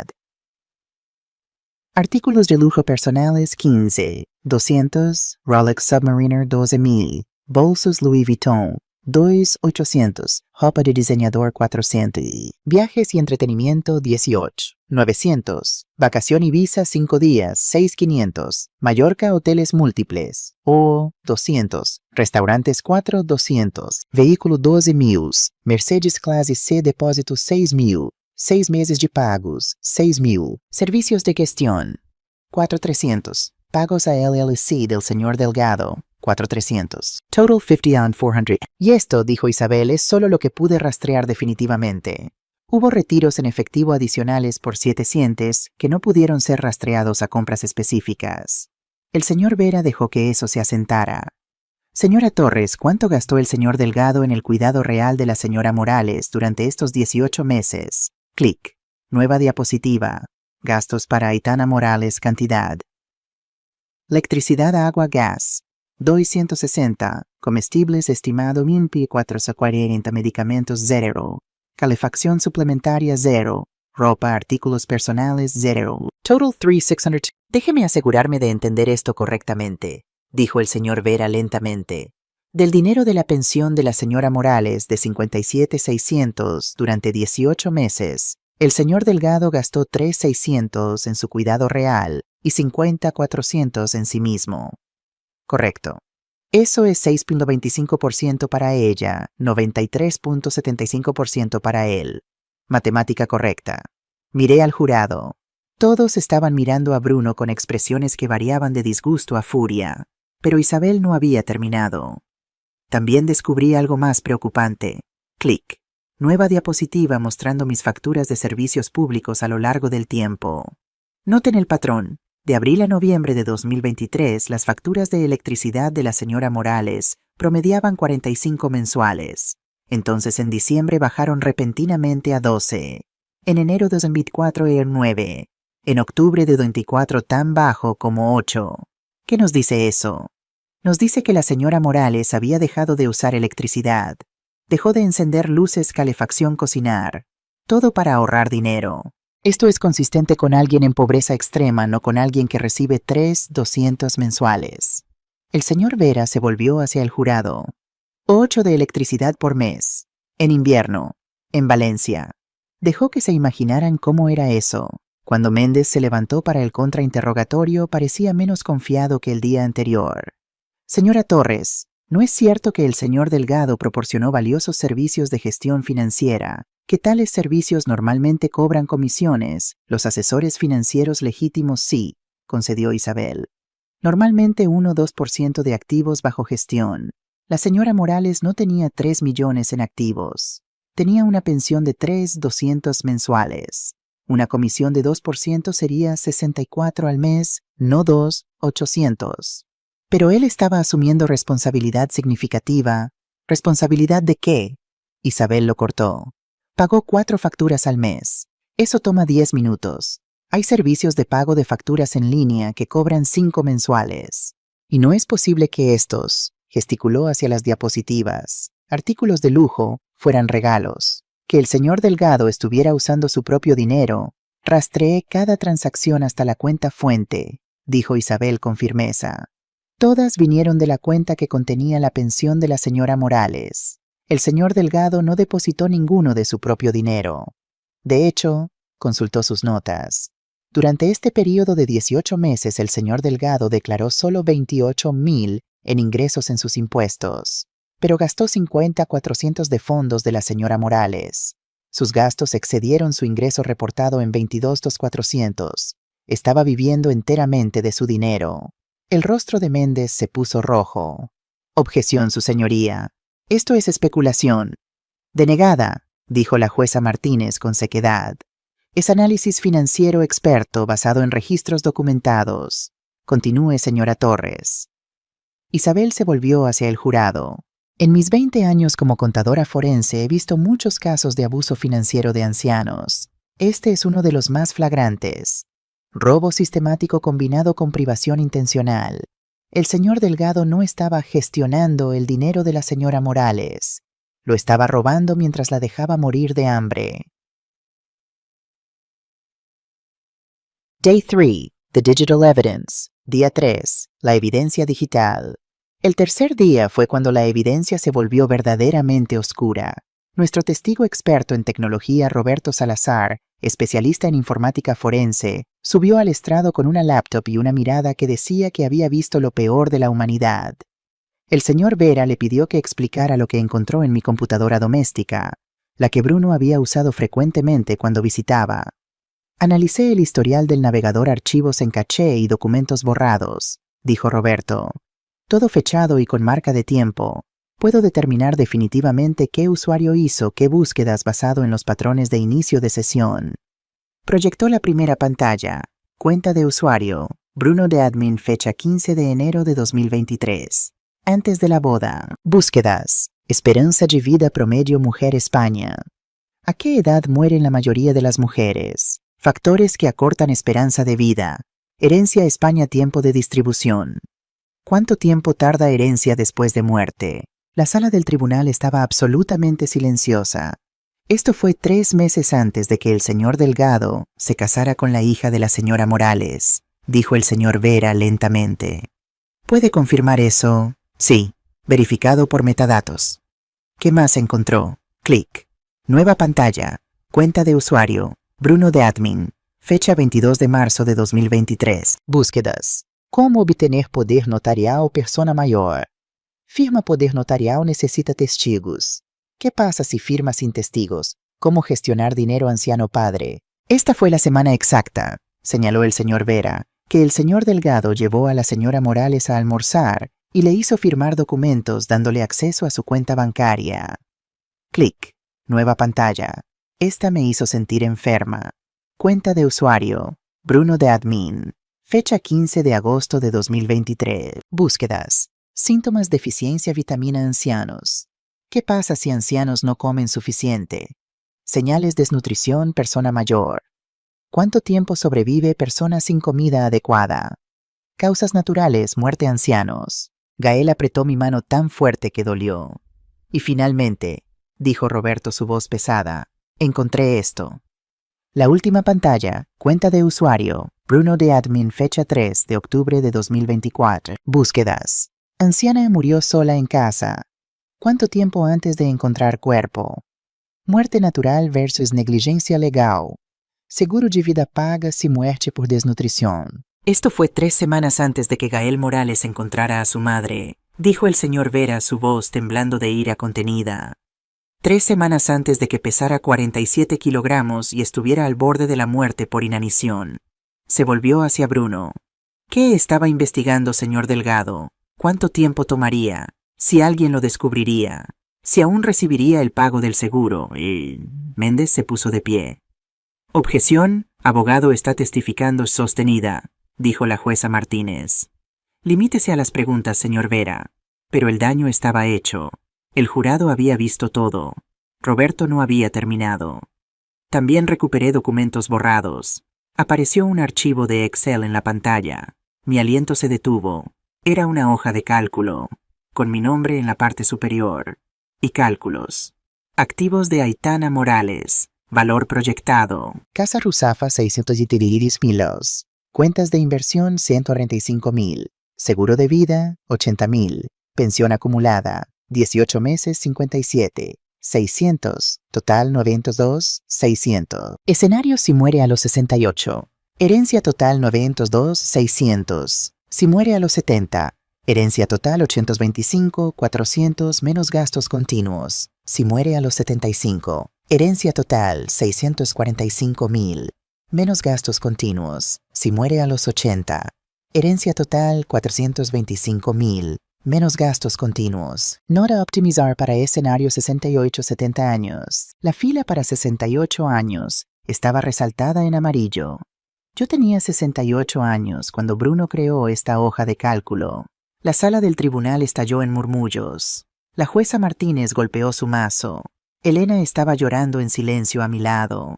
Gael se veía como si quisiera saltar la barandilla y estrangular a Bruno con sus propias manos. Méndez se levantó para el contrainterrogatorio, pero parecía un hombre ahogándose. Señor Salazar, no hay forma de probar que mi cliente creó este documento. Podría haber sido cualquiera. Los metadatos muestran que fue creado por el usuario Bruno de Admin, dijo Roberto con calma. La misma cuenta que hizo todas esas búsquedas. Además, el documento fue guardado en una carpeta llamada Financiero Personal, en un disco externo registrado al señor Delgado. ¿Y qué hay de la póliza de seguro de vida que alegan que fue falsificada? También encontré el formulario de solicitud en el historial de descargas del señor Delgado. Descargado el 8 de septiembre de 2023. La póliza fue firmada y fechada el 10 de septiembre de 2023. Pero la señora Morales no vio al señor Delgado ese día. Ella estaba en casa, algo confirmado por registros de teléfono celular y testimonios de vecinos. Él falsificó su firma, probablemente practicando la de otros documentos. Méndez se sentó pesadamente. Day 4. The Community Witnesses. Día 4. Los testigos comunitarios. El cuarto día trajo una procesión de personas comunes que habían visto mi sufrimiento y llevaban la culpa de no haber hecho más. Señora López, mi vecina de 72 años, con artritis en las manos, testificó primero. Vi a Aitana buscando en los contenedores de reciclaje, dijo su voz quebrada. Pensé que tal vez estaba perdiendo la cabeza. ¿Sabe por qué solía ser tan digna, tan orgullosa? Nunca pensé que fuera porque estaba desesperada. Debí haber preguntado, debí haber ayudado. ¿Notó algún otro cambio?, preguntó el señor Vera gentilmente. Se adelgazaba cada semana, su ropa le colgaba. Vi las luces de su casa apagadas por las noches, incluso en invierno. Cuando preguntaba decía que estaba bien, siempre bien, pero no estaba bien, y yo lo sabía. Se limpió los ojos. Le fallé. No le falló, dije en voz baja, incapaz de detenerme. La jueza Martínez me miró pero no objetó. Carlos el cartero testificó sobre las múltiples notificaciones de corte de servicios que entregó. Electricidad, gas, agua, todas amenazando con cortes por falta de pago, dijo. Entonces se pagarían en el último minuto posible, justo antes del corte, como si alguien estuviera jugando un juego viendo cuán cerca del borde podían empujar. La farmacéutica del barrio, Ana Beltrán, trajo sus registros. La señora Morales dejó de surtir su medicamento para la presión arterial en abril de 2024, testificó. Cuando pregunté por qué, dijo que no podía pagarlo. Le ofrecí un plan de pago genéricos más baratos, incluso contactar a programas de asistencia. Ella se negó. Dijo que su yerno se enojaría si se enteraba de que había comprado medicamentos sin su permiso. ¿Su permiso?, repitió el señor Vera. ¿Para comprar medicina que necesitaba para sobrevivir? Sí, estaba aterrorizada de él. Podía verlo en sus ojos. Padre Miguel de la iglesia de San Martín testificó sobre mis visitas que se detuvieron abruptamente. Aitana venía a misa todos los domingos durante 40 años, dijo. De repente paró en mayo de 2024. Cuando fui a visitarla, el señor Delgado contestó la puerta. Dijo que ella no quería ver a nadie, que estaba descansando. Pedí hablar con ella directamente. Él se negó. A través de la ventana la vi en el interior. Lucía tan delgada, tan frágil. Debí haber insistido. Debí haber llamado a alguien. Uno por uno los miembros de mi comunidad testificaron. El panadero que me guardaba pan viejo. El dueño de la tienda de abarrotes que notó que compraba cada vez menos. La mujer del banco que vio mis retiros disminuir hasta casi nada. Todos habían notado. Todos habían sabido que algo estaba mal, y todos cargaban la culpa de no haber hecho más.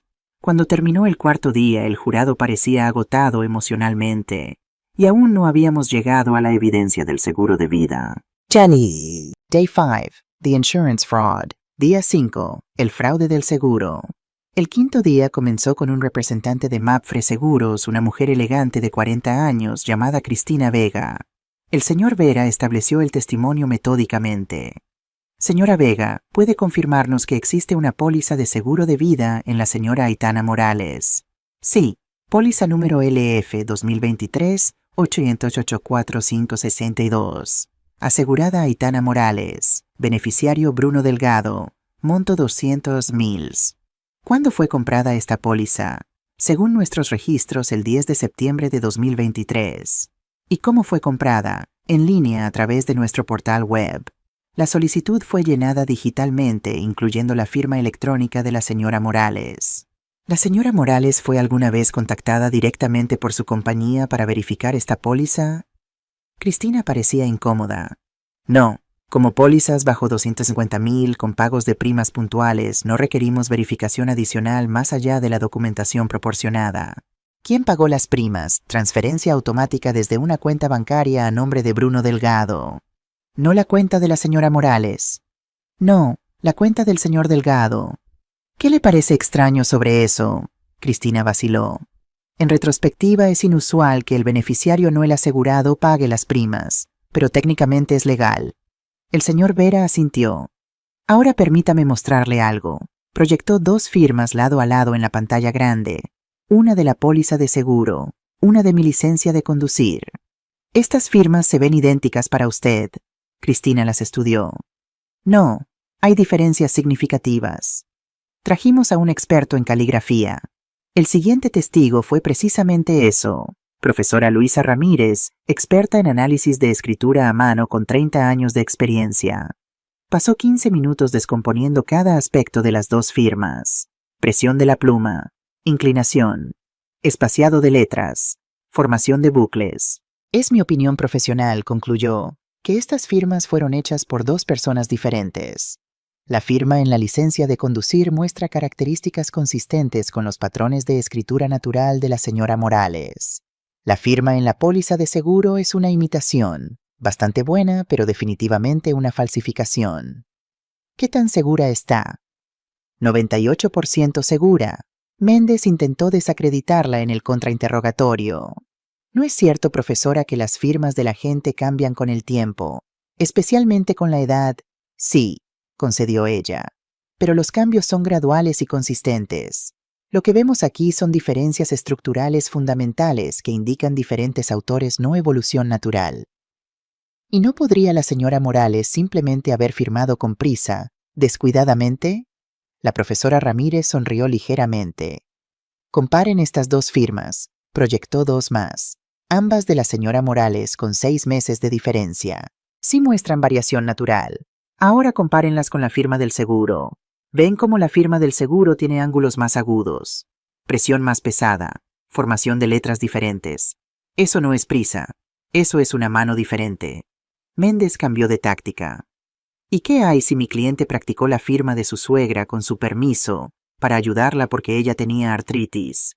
¿La señora Morales tiene artritis?, preguntó la profesora. Yo no estoy seguro. No tengo, dije claramente. El señor Vera me sonrió, pero el verdadero golpe vino cuando el señor Vera llamó a su testigo final del día. La defensa llama a Elena Morales García. La sala del tribunal se quedó sin aliento. Incluso Méndez se veía sorprendido. Mi hija se levantó y caminó hacia el estrado con las piernas temblorosas. Se veía pálida, demacrada, como si no hubiera dormido en semanas. Juró decir la verdad. El señor Vera fue gentil con ella. Señora García, ¿cuándo se enteró de que su esposo Bruno Delgado estaba robando dinero de su madre?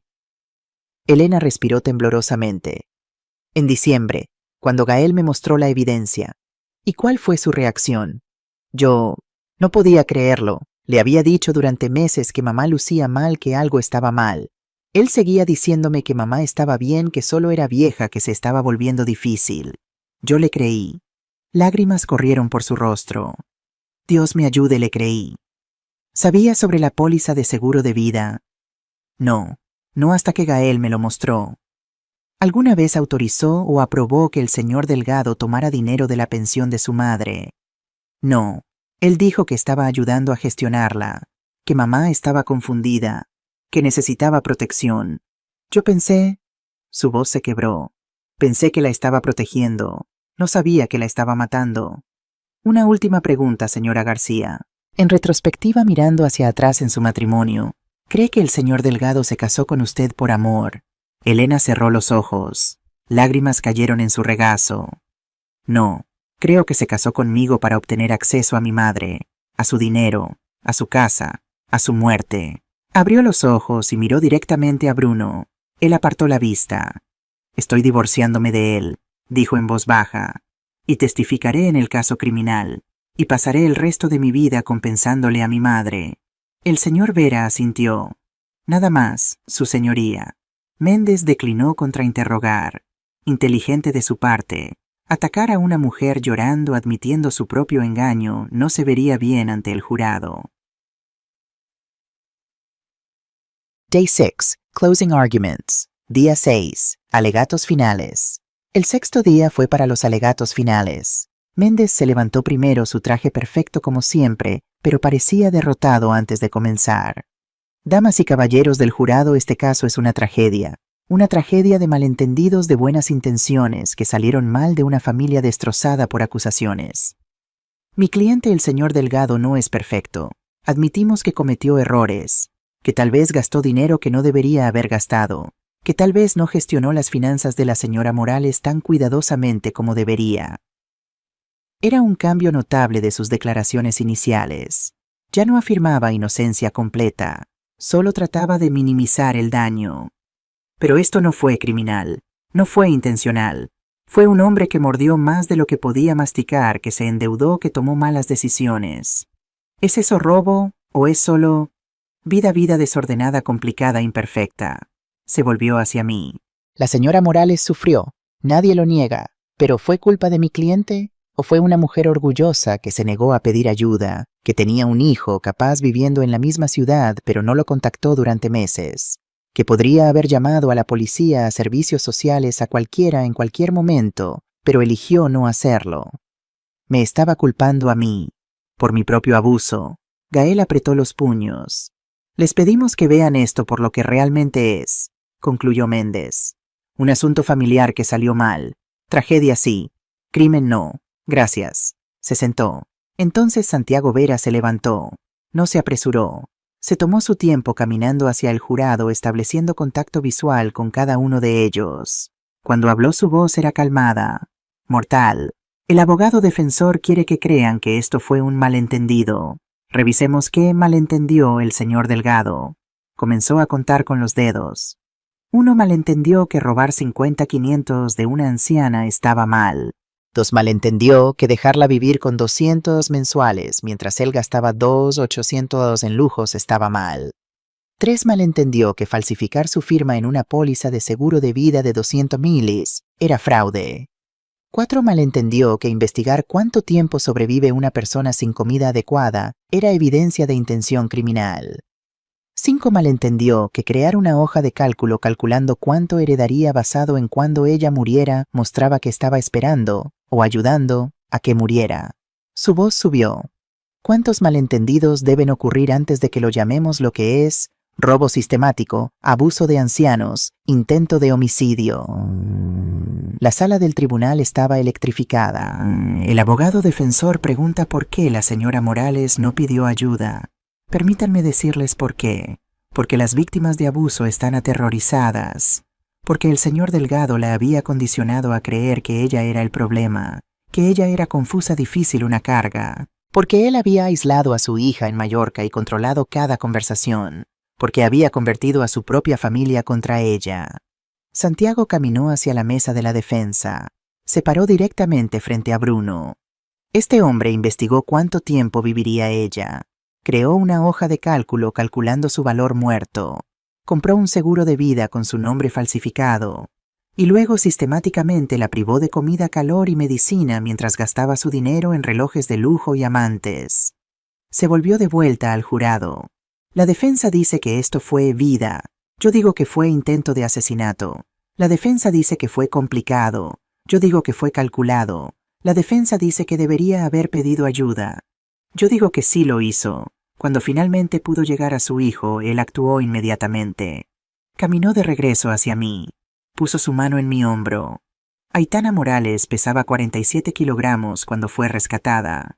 47. Los médicos dijeron que si hubiera pasado otro mes podría haber muerto. Y si hubiera muerto, Bruno Delgado habría cobrado 200,000, vendido su casa por 620,000 y desaparecido con casi 1 millón de euros. Su voz se suavizó, pero sobrevivió. Y ahora está aquí pidiéndoles que digan que lo que se le hizo fue un crimen, que lo que sufrió importa, que las personas mayores no son objetos para ser explotados y descartados cuando ya no son útiles.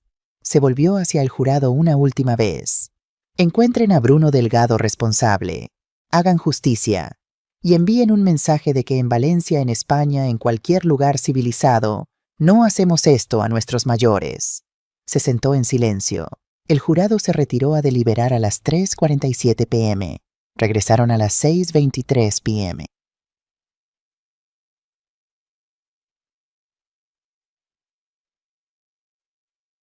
The verdict. El veredicto. ¿Ha llegado el jurado a un veredicto?, preguntó la jueza Martínez. El presidente del jurado, un hombre de 50 años con barba gris, se puso de pie. Sí, su señoría. En el asunto de Aitana Morales versus Bruno Delgado, cargo de apropiación indebida de fondos de ancianos, ¿cómo encuentra el jurado? Culpable. Bruno se desplomó en su silla. Cargo de fraude. Culpable. Cargo de falsificación. Culpable. Cargo de poner en peligro intencionalmente la salud y seguridad de un anciano. Culpable. En el asunto de daños, ¿a qué cantidad llega el jurado? El presidente consultó sus notas. Restitución 50,500 por fondos robados. Daños compensatorios 75,000 por sufrimiento físico y emocional. Daños punitivos 100,000. Costos legales 22,000. Total 247,500. La sala del tribunal estalló. La jueza Martínez golpeó su mazo. Miré a Bruno. Estaba llorando. Sus hombros temblaban. No sentí satisfacción. No sentí triunfo. Solo agotamiento y alivio. La jueza Martínez habló. Señor Delgado, la cantidad total de 247,500 debe pagarse a la señora Morales. Esta deuda no puede ser descargada mediante bancarrota. Además, estoy remitiendo este asunto al Ministerio Fiscal para posible procesamiento criminal en los siguientes cargos: abuso de ancianos de tercer grado, fraude de seguros de segundo grado y falsificación de segundo grado. Si es condenado, enfrenta entre 4 y 8 años de prisión. Golpeó su mazo. Este tribunal está levantado. The aftermath. Las consecuencias. Una semana después del veredicto civil me senté en el apartamento de Gael, mirando por la ventana el horizonte de Valencia, la ciudad donde había nacido, donde me casé, donde crié a mis hijos, donde casi morí. Elena se sentó a mi lado. Habíamos estado reconstruyendo nuestra relación lentamente. Terapia 2 veces por semana para ella. Conversaciones largas sobre cómo Bruno la había manipulado, aislado, gaslighted. Mamá, dijo en voz baja, nunca podré compensarte por... No, la interrumpí. No puedes. Y yo no puedo olvidarlo. Pero puedo entender que tú también fuiste una víctima. Puedo perdonarte por ser humana. Ella lloró en mi hombro como no lo había hecho desde que era niña. Gael entró con café. Fiscal llamó, dijo. Los cargos criminales son oficiales. El juicio comienza en 4 meses. 4 meses. Más tiempo en tribunales. Más testimonios. Más revivir el trauma. Pero era necesario. The Criminal Trial. El juicio criminal. El juicio criminal fue más rápido que el civil. El fiscal, una mujer feroz llamada María Dolores Sánchez, no perdió el tiempo. Usó toda nuestra evidencia del caso civil más investigación adicional. Habían encontrado más. Registros de Bruno investigando venenos no detectables, aunque nunca compró ninguno, más hojas de cálculo calculando el valor de mi muerte, incluso un correo electrónico borrado a un amigo diciendo: 2 años más máximo, luego soy libre y rico. El jurado tardó 3 horas. Culpable en todos los cargos. La sentencia llegó una semana después. Bruno Delgado, dijo el juez diferente del caso civil. Juez Roberto Márquez, 63, conocido por sentencias duras, usted explotó y puso en peligro sistemáticamente a una mujer mayor vulnerable durante su propio enriquecimiento. Falsificó documentos, cometió fraude, y por sus propios registros digitales parecía estar calculando cómo acelerar su muerte. Este tribunal encuentra sus acciones reprehensibles. Sentencia 6 años en prisión de Picassent. No elegible para libertad condicional durante 4 años. Después de la liberación, 5 años de libertad condicional. Además, la orden de restitución de 247.500 del caso civil permanece en pleno vigor. Bruno fue esposado y llevado. Miró hacia atrás una vez. No a mí, a Elena. Ella apartó la vista.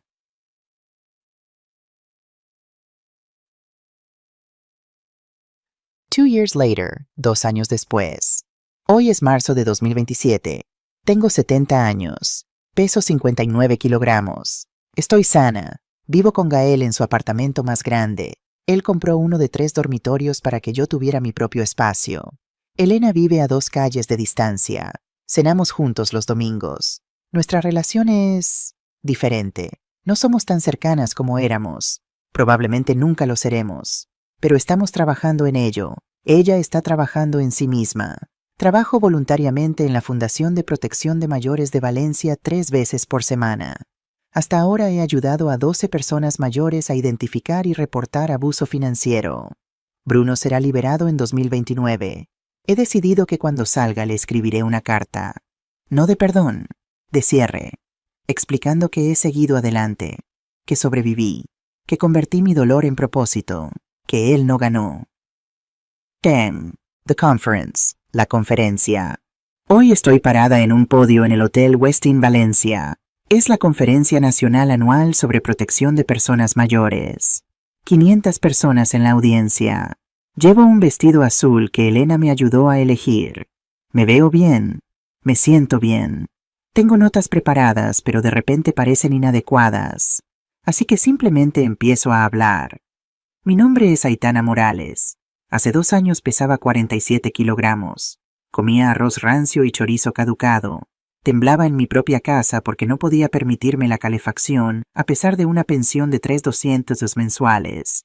Mi yerno estaba robando mi dinero. Mi hija, sin saberlo, lo estaba permitiendo. Casi muero en silencio.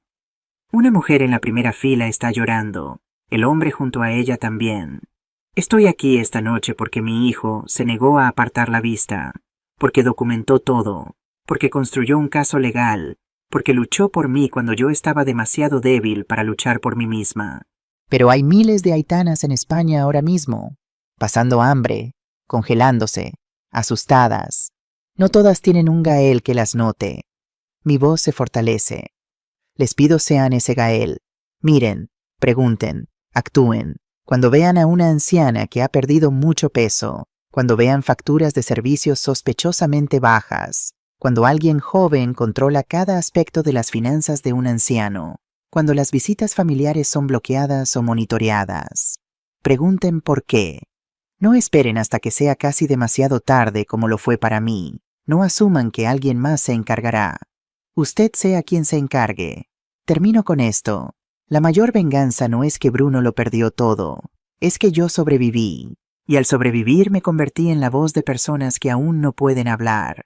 Cada persona que ayudo, cada familia que protejo, cada euro que va a la prevención del abuso de ancianos, en lugar de a las personas que intentaron explotarme. Esa es la venganza que importa. La ovación de pie comienza antes de que termine mi última oración. 500 personas de pie. Veo a Gael y Elena en la tercera fila. Ambos llorando, ambos aplaudiendo. Sonrío, no por lo que perdí, por lo que gané de vuelta. Epílogo. 6 meses después. Recibo una carta de la prisión.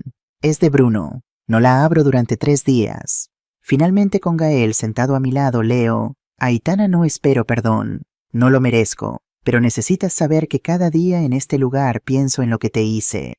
En cómo te traté como un objeto en lugar de una persona.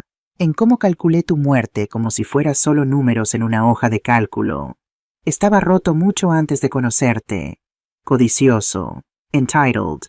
Vacío. Pensé que el dinero me llenaría, pero solo me hizo más vacío. Has ganado, no solo el juicio. Has ganado convirtiendo tu sufrimiento en ayudar a otros. Yo perdí todo, dinero, libertad, familia, y lo merecía. Si alguna vez salgo de aquí, pasaré el resto de mi vida tratando de ser 1% del ser humano que tú eres. Lo siento, Bruno. Doblo la carta. La guardo en un cajón. Tal vez algún día responda. Tal vez no. Pero hoy voy a reunirme con otra mujer mayor que me contactó después de ver mi conferencia en YouTube. Tiene 2.3 millones de vistas ahora. Ella sospecha que su hijo está robándole. Voy a ayudarla, porque eso es lo que hago ahora. No soy una víctima, soy una sobreviviente, y las sobrevivientes se ayudan mutuamente. Charlie.